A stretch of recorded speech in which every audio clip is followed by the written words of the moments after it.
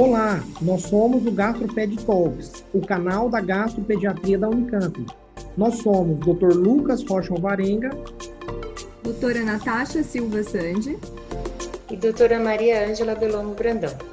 O GastroPed Talks é um canal sobre gastroenterologia, patologia e nutrição pediátricas, com foco em profissionais de saúde, em que vamos discutir temas e evidências atuais com base em guidelines, artigos científicos e entrevistaremos profissionais de destaque na área.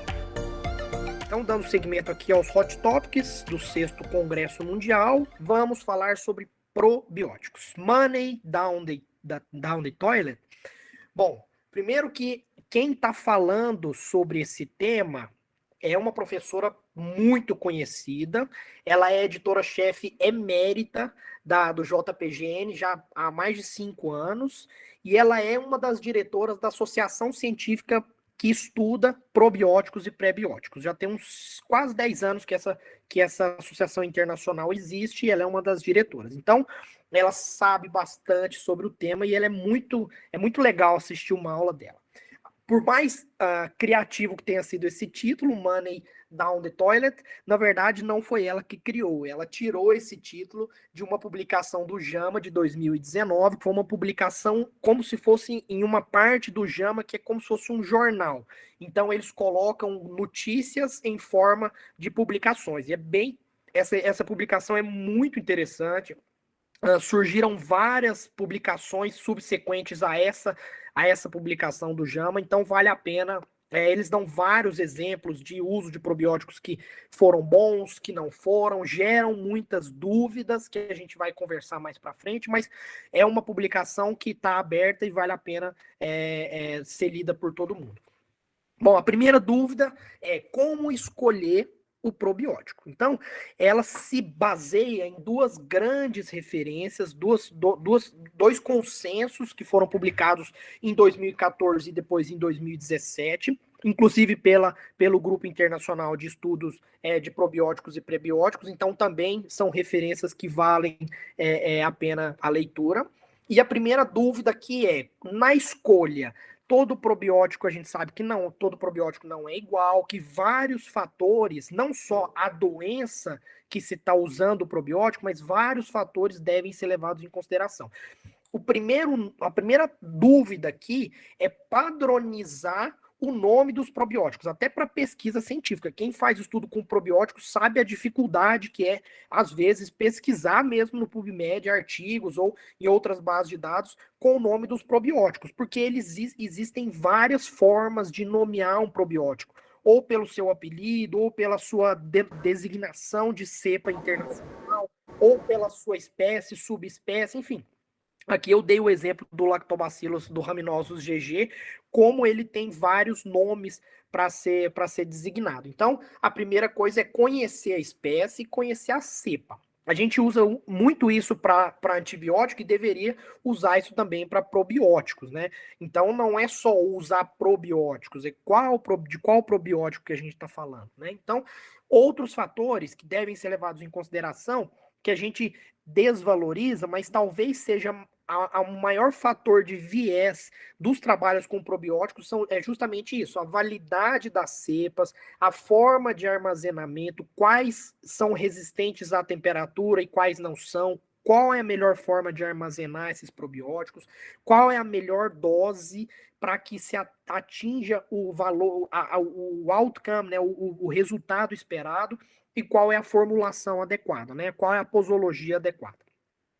E, por fim, as evidências. Então, tem várias evidências, e a gente vai discutir isso no final, que a publicação do JAMA levanta dúvidas, inclusive das evidências que já estão bem consagradas do uso de probiótico, na infecção pelo Clostridium, na diarreia pelo uso de antibióticos, e aqui na gastroenterocolite, na diarreia aguda. Então, a primeira evidência aqui é que os probióticos podem ser benéficos, mas não é um tratamento único, é um tratamento adjuvante à terapia de reidratação oral. Ela citou várias vezes essas duas publicações do New England. Então, a primeira publicação com o Lactobacillus rhamnosus GG, com mais de 900 pacientes, e a segunda publicação com uma combinação entre o Lactobacillus rhamnosus e o Helvéticos, com mais de 400 pacientes. E nenhum dos dois foi categórico isso, nenhum dos dois foram suficientemente bons para superarem o placebo nesses dois trials. Então, eles discutem, claro, como já é uma recomendação conhecida e mais antiga na literatura, eles discutem que talvez seja porque demorou para iniciar o probiótico, ou se porque o status de vacinação do rotavírus, que a gente comentou, influencia ou não, ou se porque em alguns trials eles estavam tratando concomitantemente com antibiótico, isso pode ter influenciado na eficácia ou não. A verdade é que nesses dois grandes trials aqui, os probióticos não foram tão bons assim. E aqui, a primeira publicação que ela cita, que é um consenso da ESPGHAN de 2020 sobre a gastroenterite aguda. O que está em azul é o que foi positivo, o que teve uma recomendação com nível de evidência baixo, mas uma recomendação a favor. E o que ficou em laranja aqui é uma recomendação contra. Qual é a ideia aqui? Primeiro, que as recomendações negativas tem muito mais peso de recomendação ou com nível de evidência muito mais robusto do que aquelas recomendações positivas. São positivas, têm um nível de evidência bom, mas uma recomendação não tão forte assim. Mas para o Bullard, para o Saccharomyces boulardii, para o Rhamnosus GG e para o Reuteri, que são os mais estudados e mais conhecidos, eles têm uma recomendação com nível de evidência baixo ou muito baixo para uso na gastroenterite aguda. Bom, aí veio a segunda publicação, que é a publicação da AGA de 2020 também, da Sociedade Norte-Americana de Gastroenterologia. Eles são praticamente radicalmente contra o uso dos probióticos para gastroenterite aguda. Então, duas recomendações bem distintas.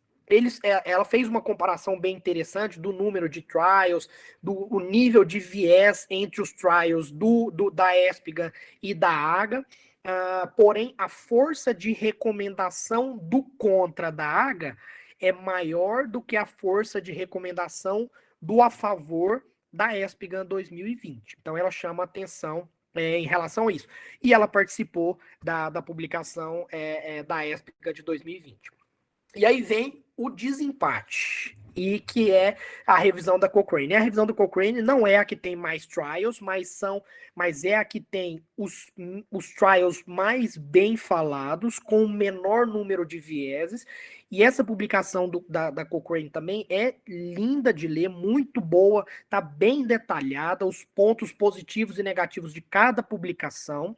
E eles viram que o probiótico no uso da diarreia aguda, ele faz pouca ou nenhuma diferença para diminuir a diarreia nas pessoas que têm mais de 48 horas de diarreia. E é incerto o uso dos probióticos em reduzir o tempo de diarreia, porque a grande recomendação do uso de probióticos na diarreia aguda era com essa desculpa aqui, de que reduzia o tempo de diarreia em 22 horas, 24 horas. Os trials aqui, vocês vão ver com o GG, com o Saccharomyces boulardii e com o Lactobacillus reuteri, mostram aqui nessa imagem que é capaz de reduzir sim, mas ela colocou em xeque a robustez desses trials que falam a favor da redução do tempo de diarreia com o uso desses 3 probióticos. Então, ficou uma dúvida entre as 3. Então, a publicação da ESPGHAN é bem a favor, com uma força de recomendação fraca.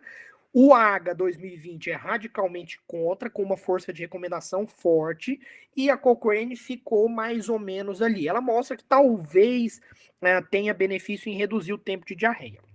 E aí, ela respondeu essa pergunta: o que fazer?